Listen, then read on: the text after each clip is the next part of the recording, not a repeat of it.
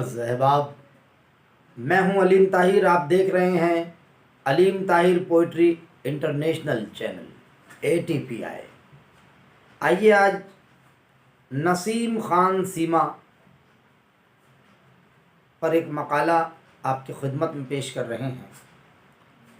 نسیم خان سیما ایک بے باک و ذہین شاعرہ ہے.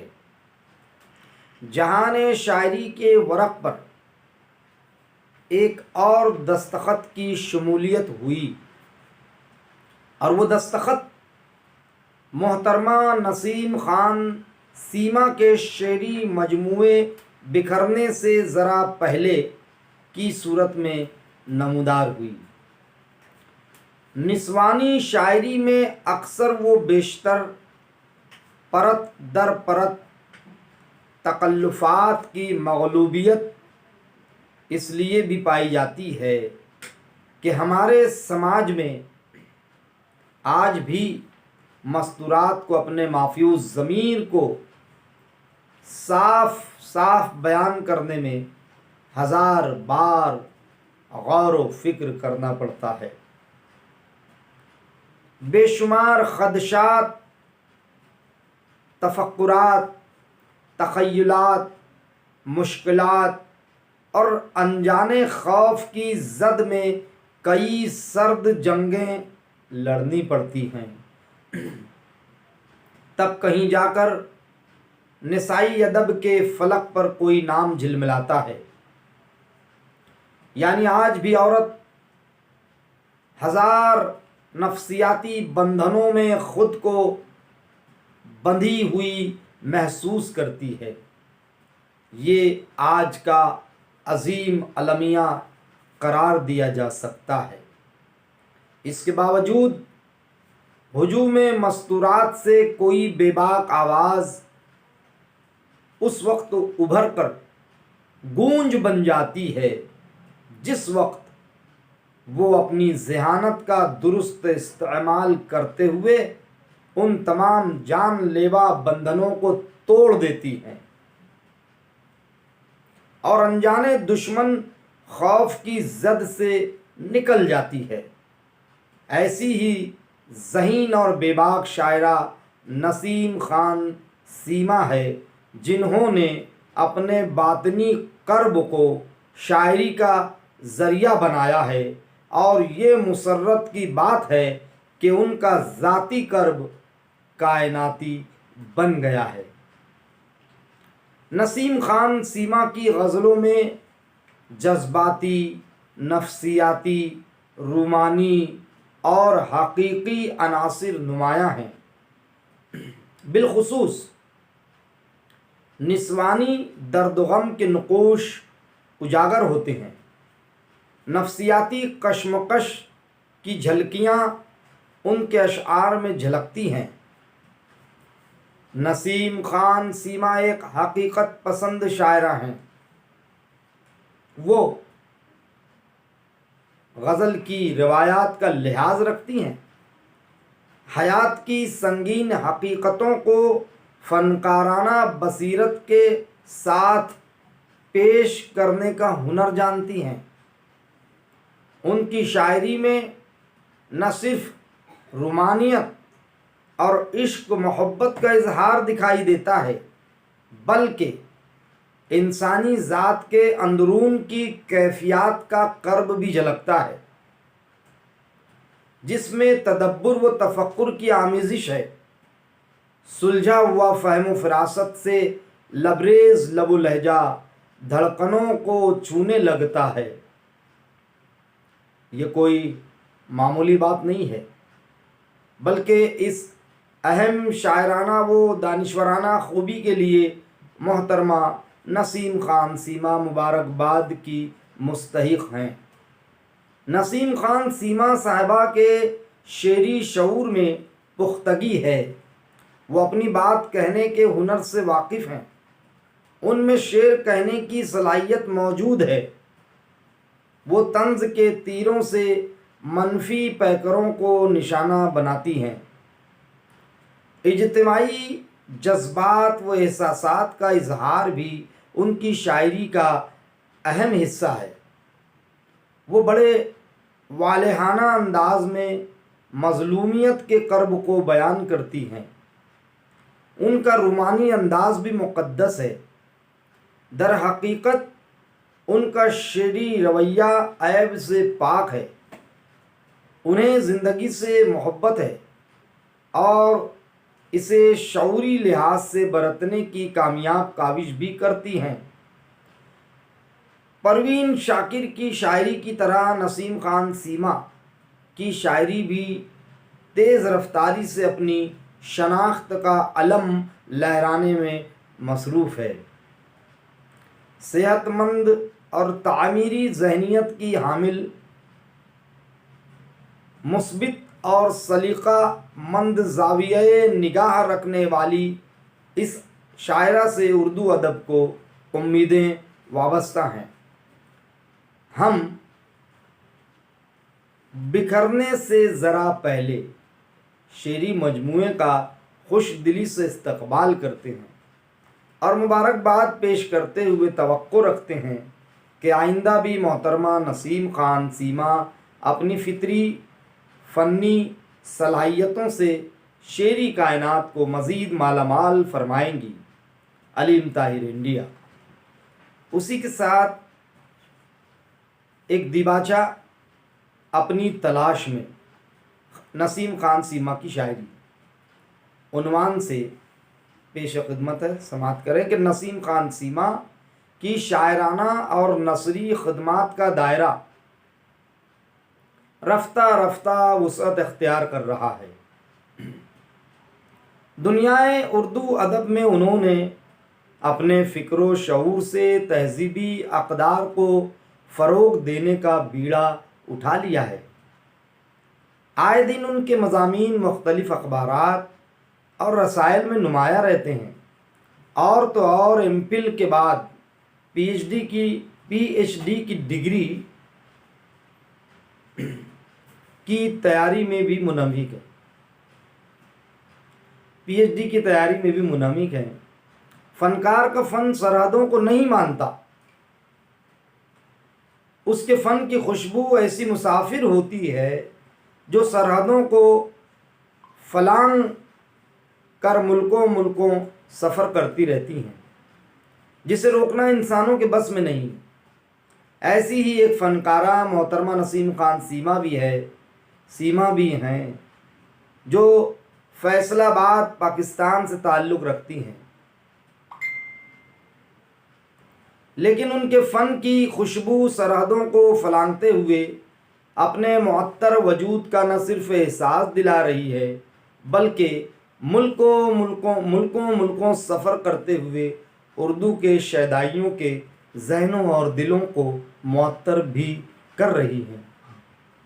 اب تک ان کے اپنے 2 شعری مجموعے بکھرنے سے ذرا پہلے اور بونسائی منظر عام پر آ چکے ہیں اور مقبول عوام بھی ہو رہے ہیں۔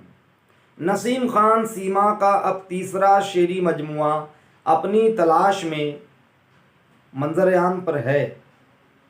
اس مجموعے میں ان کی غزلوں میں سادگی، سلاست